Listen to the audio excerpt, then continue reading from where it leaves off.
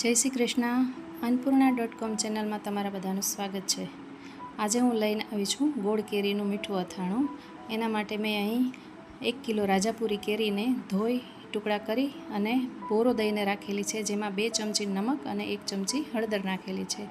આ બાજુ મેં 250 થી 300 ગ્રામ જેટલી કેરીનું છીણ કરેલું છે, એને પણ અડધી ચમચી હળદર અને 1 ચમચી નમકથી બોરો દઈ અને રાખી દીધેલા છે.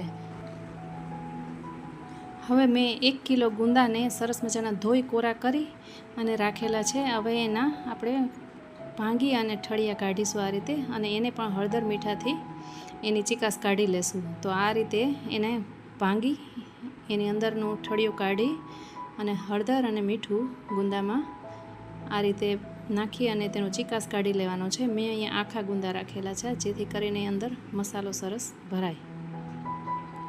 તો આ રીતે હું બધા જ ગુંદાને હળદર મીઠાથી કોટ કરી લઈશ.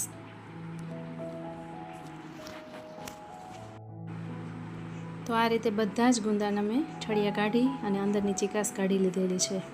તો હવે ગુંદામાં હું આ જે કેરી આપણે સમારીને રાખી છે એ નાખી દઈશ, એટલે ગુંદામાં કેરીની ખટાશ પણ બેસી જાય અને એની ચીકાશ પણ ઓછી થઈ જાય. અને આને હવે આપણે ઢાંકી અને ઓવરનાઇટ અથવા તો 12-15 કલાક માટે રાખી. તો હવે આ 15 કલાક પછી તમે જોઈ શકો છો કે ગુંદા અને કેરી સરસ મજાના ભળી ગયા છે, હળદર મીઠું એમાં ચડી ગયા છે. તો હવે આને એક કાણાવાળા બાઉલમાં કાઢી અને આપણે થોડી વાર એને નીતરવા દેશું.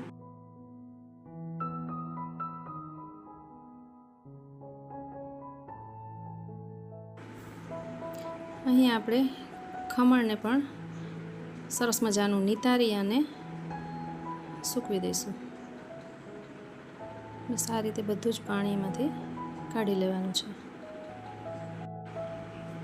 તો હવે આપણે અહીં કેરી બધી નીતરી ગઈ છે, એટલે એક કોટનનું ઓઢણી કે ગમે તેવું કંઈ કાપડ પાથરી અને એમાં એક એક કરી અને પંખા નીચે સૂકવવાના છે, અને તડકાના સૂકવવાના નથી. તો આ રીતે આપણે ગુંદા અને કેરી બંનેને અલગ અલગ સૂકવી દઈશું.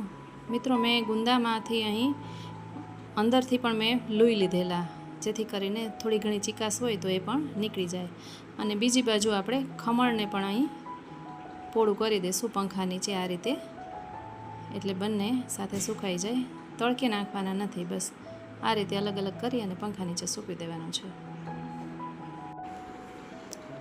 તો હવે આપણે બીજી બાજુ આ ગાજરના ખોખડા લીધેલા છે. બધા જ ઓળખો છો કે એની સુકવણી તો આપણે અગાઉથી કરી લીધેલી છે.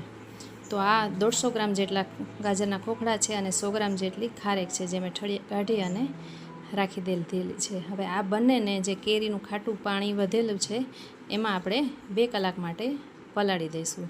તો આને હું પલાળી અને 2 કલાક માટે રાખી દઈશ.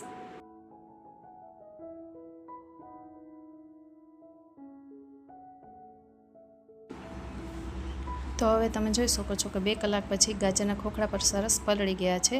મિત્રો, આમાં કેરીના જે છીણનું પાણી નીકળેલું એ પણ મેં આમાં ઉમેરી દીધેલું છે. તો હવે આને આપણે નીતારી અને પછી થોડા કોરા થાય એટલે એને પણ આપણે સૂકવી દઈશું. તો આપણા ગાજરના ખોખડા અને ખારેક છે એ નીતરી ગયા છે. તો હવે આપણે એને આવી રીતે પંખા નીચે ફેલાવી અને સુકાવી દઈશું. તો આપણે કેરીના કટકા પણ હવે સુકાઈ ગયા છે. જો અડીને જોતા જોઈએ તો જરાય ભીના લાગતા નથી. અને અહીં મોટા મોટા ટુકડા લાગતા હતા, એને મેં ચાકુથી ડબલ કરી લીધા છે. અને ગુંદા પણ સરસ મજાના સુકાઈ ગયા છે. કોક ગુંદા તૂટી ગયા છે. તો આ બધાને હવે આપણે એક વાસણમાં ભરી લઈશું.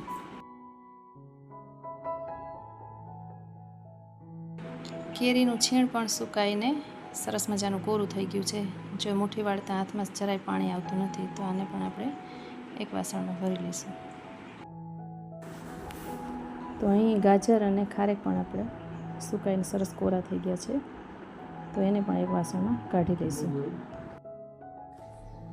આ આપણું ખમણ છે, આ ગોળ કેરી માટેની કેરી છે, આ ગુંદા છે, આ ગાજર અને ખારેક છે. આ આપણો મસાલો છે ગોળ કેરીનો, અને આ એમાં નાખવા માટેનો ગોળ છે. અને તેલ ગરમ કરીને ઠંડુ કરવા માટે રાખેલું છે. તો હવે આપણે આ બધા મિક્સ કરીશું.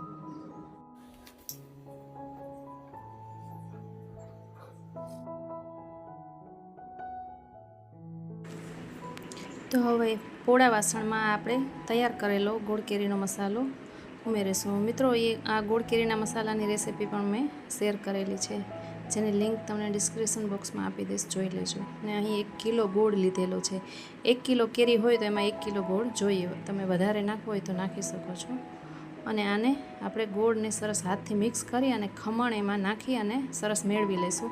ખમણ એટલા માટે નાખી દઈશ કે હું આને ગુંદા જે આપણે કોઈ આખા છે ને એને હું અંદર ફિલ કરવાની છું, ભરવાની છું, એટલે કે સરસ મસાલો ખાટો લાગે અને ગુંદામાં તેની ખટાશ પણ ચડી જાય. તો આ રીતે થોડા ધીરજ રાખી અને આવા જેટલા આખા ગુંદા છે એમાં આ મસાલો આ રીતે ભરી લેવાનો છે, જે બહુ સરસ લાગે છે.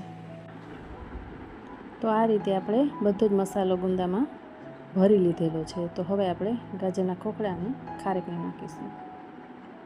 હવે કેરીના ટુકડા એડ કરીશું અને બધાને સારી રીતે મિક્સ કરી અને દબાવી અને રાખી દઈશું. જોઈતા પ્રમાણમાં થોડું તેલ ઉમેરીશું અને 8 દિવસ માટે આને આપણે બહાર રાખીશું. અને દરરોજ એમાં ચમચો ફેરવવાનો સવારે, પણ એ ચમચો કોરો લેવાનો, ભીનો કે પાણીવાળો ના હોવો જોઈએ જરાય. તો આ રીતે બધા સારી રીતે ભેળવી સરસ મસાલો દબાવી અને રાખી દઈશું. તો આ જ રીતે બધો મસાલો અથાણામાં સારી રીતે ભળી જાય એ માટે આ રીતે દબાવી અને ઢાંકી અને રાખી દઈશું. હવે 24 કલાક પછી એને પાછું તમને બતાવીશ.